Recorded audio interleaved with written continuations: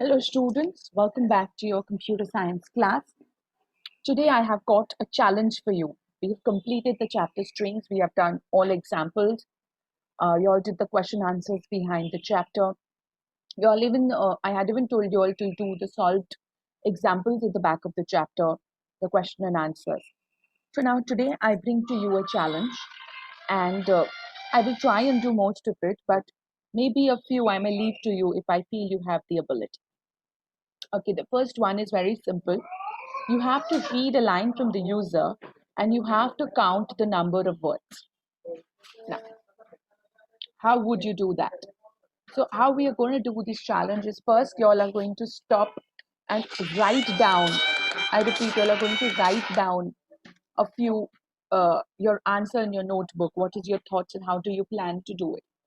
And then, so you will pause the video, go and write down. And if you're doing it on the computer, you will solve it and then come back to see the answer.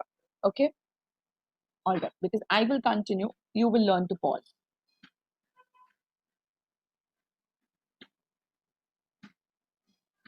Okay, this is my idea. I'm going to take a sentence from the user. I'll enter the sentence, save it in this, I will save it in this variable sen. Then I will take another variable w for counting the words and I will initiate it to 0.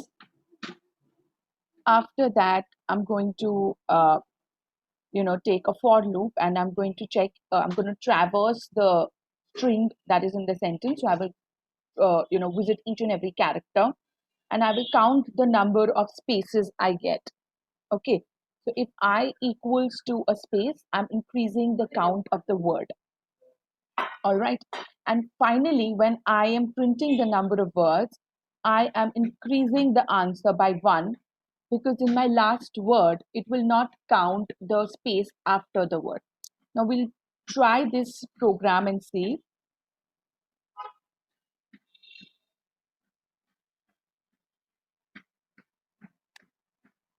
I'm getting the number of words in the sentence are 4 because it counted 3 spaces between my and name, between name and is, and between is and join. And finally, the fourth word I have added manually. So this is my idea of reading a sentence and counting the number of words. Next is you read a string and you capitalize every other letter in the string. So school becomes school. How will you do this now? So you think of it while I'm solving it. Okay, so here is the answer. Over here, we take a sentence from the user. We're taking an empty string, and I'm taking index as my another variable with a initiative value of 0. What I'm doing over here is I'm again traversing the string. So I'm saying for I in index, and then I'm saying inside the in for I in the sentence, I'm checking the index value. If my index value is even, if index modulus 2 returns a 0, then I'm changing my alphabet to lowercase. Otherwise, it stays uppercase. And what I'm doing over here is I'm taking the empty string and I'm adding that particular alphabet in the lower form or that alphabet in the upper form. Okay, and finally, I'm increasing index by 1. Okay, so let's run this and see.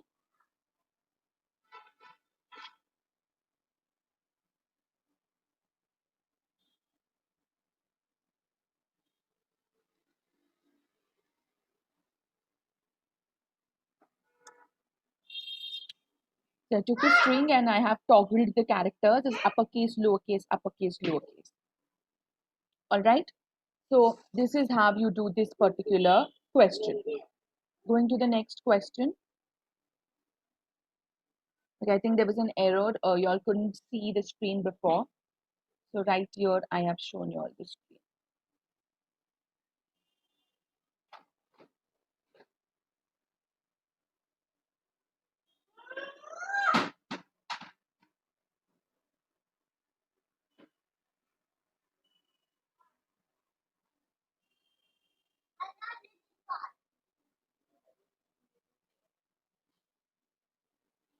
Okay. Now we'll do another question. The next question is a function that will take a string as an argument and it returns the number of words beginning with a vowel. So first we'll make a new file.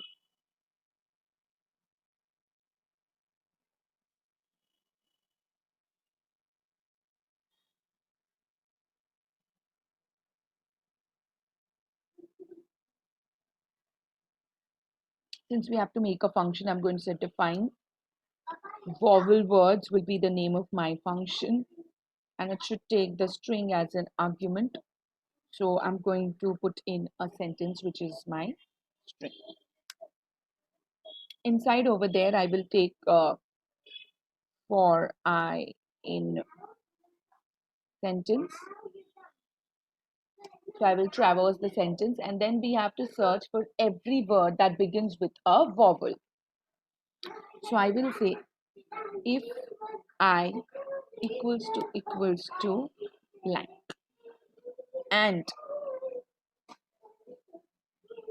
I'll also take an index value I equals to 0 over here. If equals to and sentence in the place of I dot index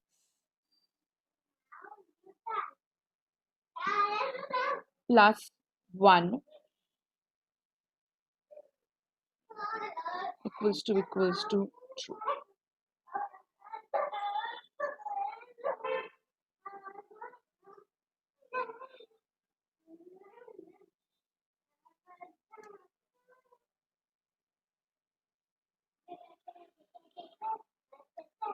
Okay, so how we'll do this is I will first check if it's the first word of the sentence. Okay, so I will say if I dot index equals to 0. In that case, it is the first word of the sentence. In this case, I'm going to check. In this case, I'm going to check if it is a vowel or not. I will say, and over here I'm going to make an empty string.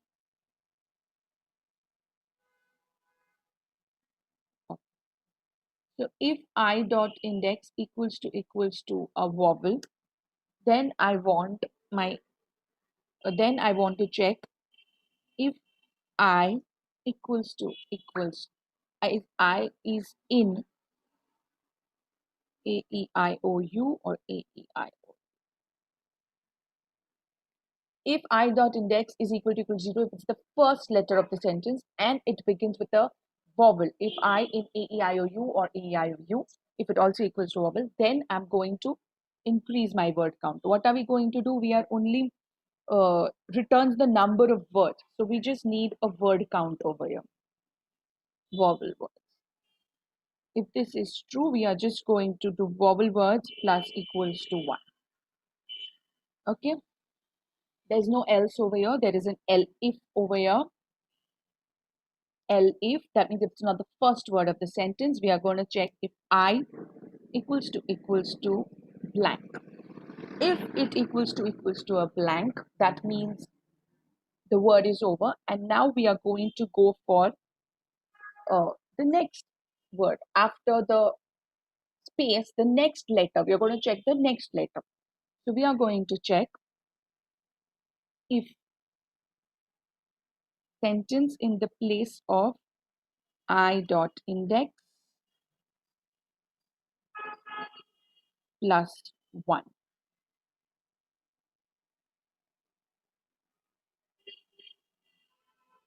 If I dot index plus 1 is in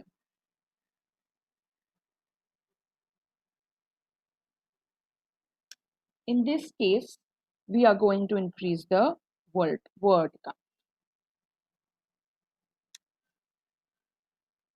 Else, again L if, because Yeah, I think all of them will be covered. Else, we don't have anything going in the else statement over here.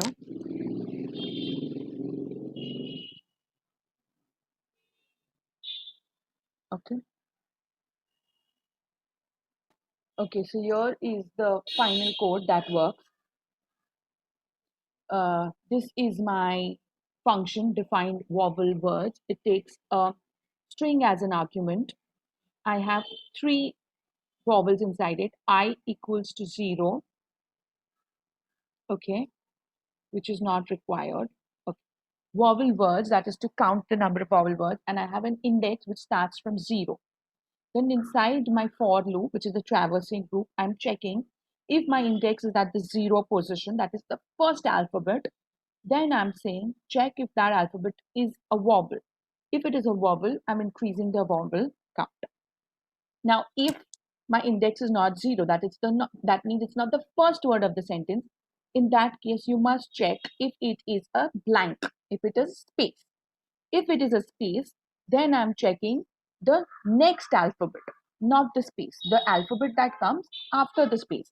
So I'm saying if sentence in the space of index plus 1 is in is a vowel, then increase the vowel count. And finally, before my traverse loop ends, I am increasing my index value to 1. Okay. And after all the checking is done, whatever is my vowel count, I'm returning it. Now, this is where my execution will begin. We will ask the user for a string. Then I have number of words as my variable, and I am saving whatever reply I get, whatever is the return value of this function vowel words, and I'm using sentence as an argument. And finally, whatever answer I get is printed over here. Okay, so this is how this works. Let's run it. I am a girl.